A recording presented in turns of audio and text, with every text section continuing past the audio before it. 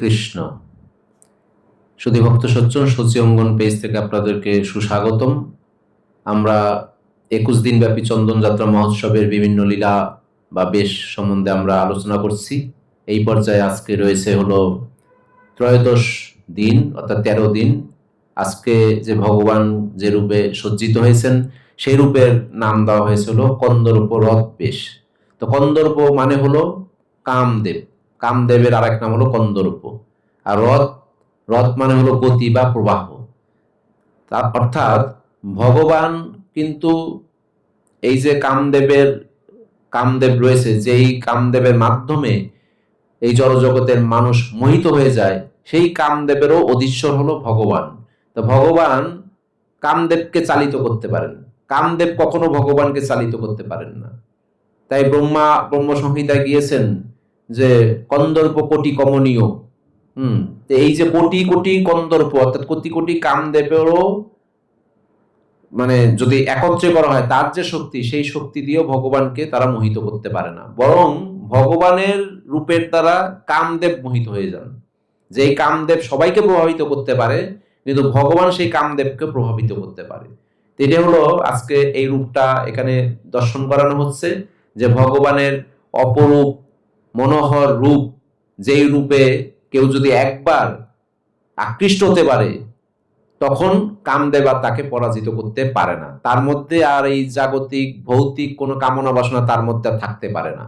এটাই ভগবান এই লীলাতে স্পষ্ট করতে চান, যে তোমরা যারা এই জীবাত্মারা রয়েছ, তোমরা যারা এই জড়জগতের বদ্ধজীবেরা রয়েছ, তোমরা কামদেবের দ্বারা মোহিত হয়েও না। তোমরা আমার রূপ দর্শন করো, আমার এই কমনীয় রূপ, আমার এই মোহনীয় রূপ তোমরা দর্শন করো। দর্শন করে তোমাদের সমস্ত ইন্দ্রিয়গুলো দিয়ে আমার এই রূপের সেবা করো। তোমাদের যে ইন্দ্রিয়গুলো রয়েছে, সেই ইন্দ্রিয়গুলোকে তোমরা কোনোদিনই দমন করতে পারবে না, কোনোদিনই তোমরা নিয়ন্ত্রণ করতে পারবে না, যদি না তোমরা উচ্চতর স্বাদ আস্বাদন করতে পারো। মানুষের মধ্যে কি ঘটে? মানুষ যখন একটি উচ্চতর স্বাদ পায়, তখন সে নিম্নতর স্বাদটাকে সে ত্যাগ করে। তাহলে আমাদের এই জড়জগতে যে নিম্নতর যে স্বাদগুলো রয়েছে, তার তুলনায় ভগবানের সেবা, ভগবানের প্রতি ভক্তি করা, ভগবানের অপরূপ এই মনোহর রূপ দর্শন করা অনেক উচ্চতর স্বাদ। এটা হলো হায়ার টেস্ট। তা হায়ার টেস্টকে কেউ যদি নিতে চায়, তাহলে ভগবানের এই কমনীয় অপরূপ রূপের প্রতি তাকে আকৃষ্ট হতে হবে, সেই রূপকে হৃদয়ে ধারণ করতে হবে, সেই রূপের প্রতি আমাদের 100% শরণাগতি হতে হবে। তাহলেই কামদেব আমাদেরকে আর পরাভূত করতে পারবে না। কামদেব তাদেরকেই পরাভূত করতে পারে যাদের হৃদয় দৌর্বল্য রয়েছে, হৃদয় যাদের দুর্বল, তাদেরকেই কামদেব পরাভূত করেন, এবং তারাই কামদেবের দ্বারা বিপথে চালিত হতে পারে। আর যদি কেউ ভগবানের প্রতি আকৃষ্ট হন, ভগবান যে এই মোহনীয় রূপে মানে ধারণ করেছেন আমাদেরকে, আমাদের হৃদয় পরিশুদ্ধ করার জন্য, আমাদের ইন্দ্রগুলোকে শুদ্ধ করার জন্য, তখনই একজন সার্থক রূপে ভগবানের শরণাপন্ন হয়, এবং তিনি ভগবানের এই কন্দর্প কোটি কমনীয় যে রূপ, সেই রূপ ভগবানের অনুধাবন করতে পারে। তো ভগবানের এই সমস্ত রূপগুলি যখন আমরা দর্শন করি, আজকে কেন এই 21 দিন ব্যাপী ভগবান এই রূপে সজ্জিত হচ্ছেন, তার একটা উদ্দেশ্য ভগবানের ভক্তিকে, অর্থাৎ ভক্তের যে ভক্তি রয়েছে সেই ভক্তিকে গাঢ় করা।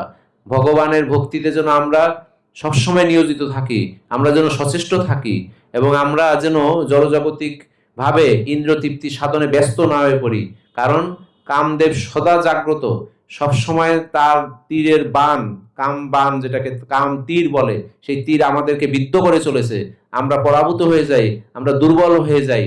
কিন্তু কেউ যদি একবার ভগবানের সেই রূপ দর্শনে এবং তার যে ভগবানের রূপের যে নিখাত রয়েছে, সেটা যদি আমরা একবার নিজেকে সন্তুষ্ট করতে পারি, নিজেদেরকে আকৃষ্ট করতে পারি, তাহলেই একমাত্র কামদেবের তীর বাণ থেকে আপনি রক্ষা পেতে পারবেন। আদারওয়াইজ আমাদের পক্ষে কোনোভাবেই সম্ভব নয় যে কামদেবের আক্রমণ, কামদেবের তীর নিক্ষেপ থেকে নিজেকে রক্ষা করা। কামদেবের তীর কি? সে ওই তীর নয়, ওই বাণ নয় যেই বাণে আপনি মরে যাবেন। এটা হলো আমাদের আধ্যাত্মিক মৃত্যু। কামদেবের দ্বারা প্রভাবিত হওয়া মানে আমাদের পারমার্থিক মৃত্যু। তা আমরা পারমার্থিক মৃত্যু চাই না, আমরা আধ্যাত্মিক মৃত্যু চাই না।